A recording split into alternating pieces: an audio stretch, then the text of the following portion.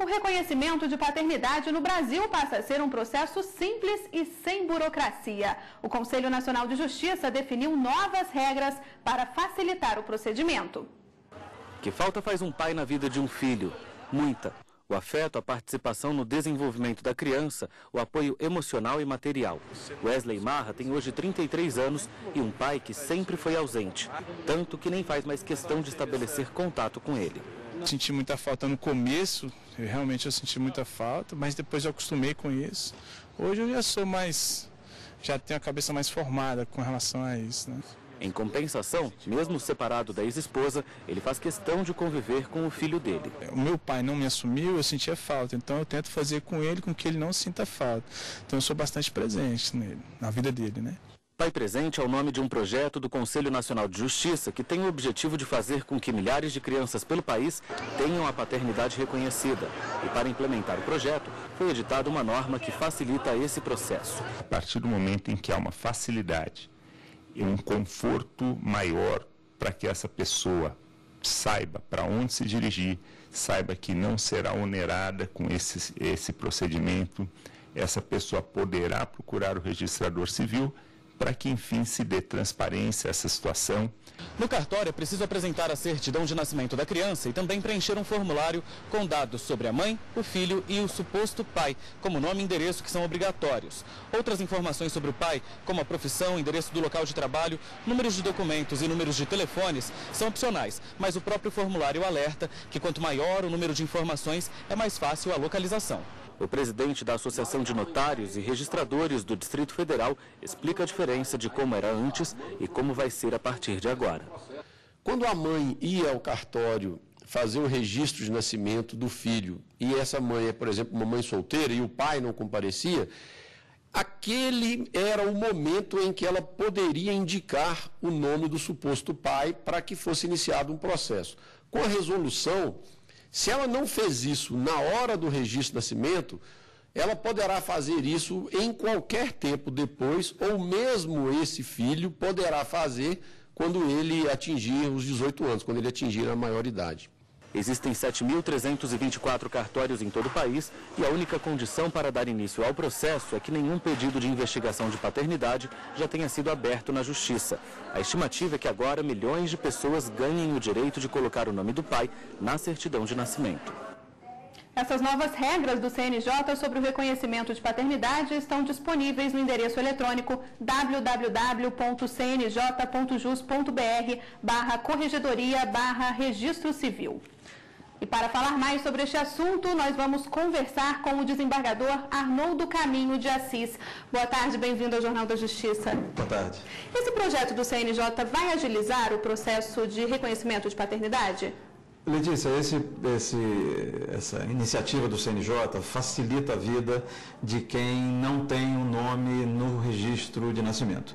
E como explicou o doutor Alan Guerra, que é o presidente da Associação de Registradores Civis do Distrito Federal, quando a mãe chegava ao cartório para registrar o filho sem o pai, aquele era o único momento de que ela dispunha para fazer essa indicação. O pai é fulano, mas ele não veio registrar.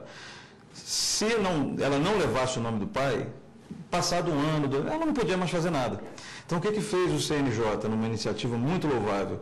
O CNJ ampliou essa possibilidade de a mãe aparecer no cartório ou em qualquer outro cartório, mesmo depois de o registro já ter sido feito e mesmo depois de o registro não constar o nome do pai, a mãe pode comparecer tempos depois e falar, o pai é fulano de tal. E aí começa um procedimento para a investigação de paternidade. E com esse processo no cartório, o suposto pai também pode ser obrigado a fazer o teste de DNA? Não, esse processo no cartório extrajudicial é um processo antes do processo judicial. O exame de DNA é um exame que normalmente é feito no cartório judicial. No processo judicial, perdão. No processo judicial. Então, se não der certo essa tramitação antes de chegar à justiça, porque pode ser que o cartório chame o pai apareça lá, reconheça que ele é o pai. Se isso acontecer, é inserido o nome do pai no registro e pronto. Se o pai se recusar ou se o pai não comparecer, então o cartório manda o processo para o promotor de justiça ou para a Defensoria Pública, que se tiver elementos suficientes, aí sim começa o processo na justiça. E na justiça que tem o exame de DNA. Ok, nós temos algumas dúvidas gravadas nas ruas sobre este assunto. Vamos ouvir a primeira pergunta. Meu nome é Ildari. Eu gostaria de saber se o suposto pai pode ser requerido o exame de paternidade depois que ele tiver falecido. Então, nesse caso, o que acontece?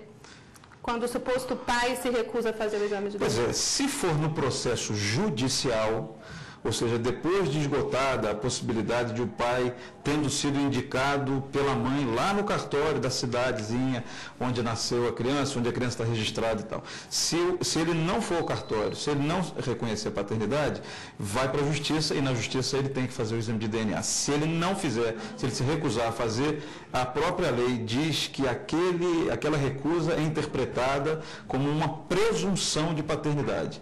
E aí isso vai ser avaliado em conjunto com outras provas pelo juiz que conduz a causa. Provavelmente o juiz vai dizer que ele é o pai. E enquanto este processo estiver correndo, o suposto pai já pode ser obrigado a pagar alguma despesa da criança?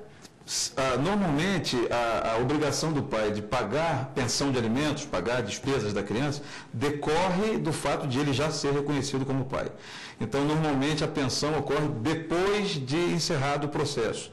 Aí o pai é reconhecido como tal e aí começa a arcar com as despesas. Se já houver um exame de DNA, por exemplo, que é um exame muito seguro, muito definitivo, com quase 100% de chance de acerto, muito provavelmente o juiz pode já fixar no meio do processo, tendo em mãos o resultado do exame de DNA, a obrigação do pai de já ir pagando as despesas. Ok, vamos ouvir mais uma pergunta sobre este assunto. Oi, meu nome é Ingrid, eu sou estudante. E eu queria fazer uma pergunta. Se o filho for reconhecido, mesmo contra a vontade do pai, ele pode colocar o nome do pai? Pode, então, nesse caso? Pode, quer dizer, às vezes o pai nega que seja ele o pai, mas vem o exame de DNA e comprova que ele é o pai continua negando que não é ele. Aí o pai, gostando ou não gostando, se o juiz disser na sentença, com base no exame ou com base em outras provas, que ele é o pai, aí sem dúvida, mesmo o pai não aceitando, vai ter o nome do pai na certidão de nascimento do filho. Ok, nós temos mais uma dúvida sobre este assunto, vamos ouvir. Meu nome é Célia Falcão, eu sou secretária e gostaria de fazer as seguintes perguntas. Filhos reconhecidos em processos judiciais têm os mesmos direitos que filhos nascidos no casamento?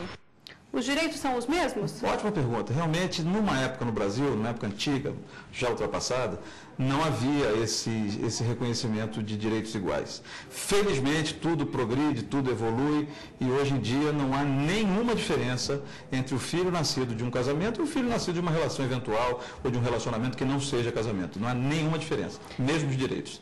E é necessário um advogado para pedir o reconhecimento da paternidade?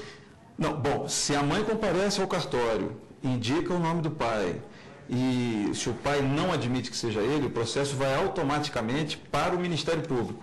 Quem propõe a ação é o Ministério Público. Ou então a Defensoria Pública. Nesses dois casos, não há necessidade de gastar dinheiro com honorários advocatícios. Ok, muito obrigada pela participação, uma boa tarde. Obrigado.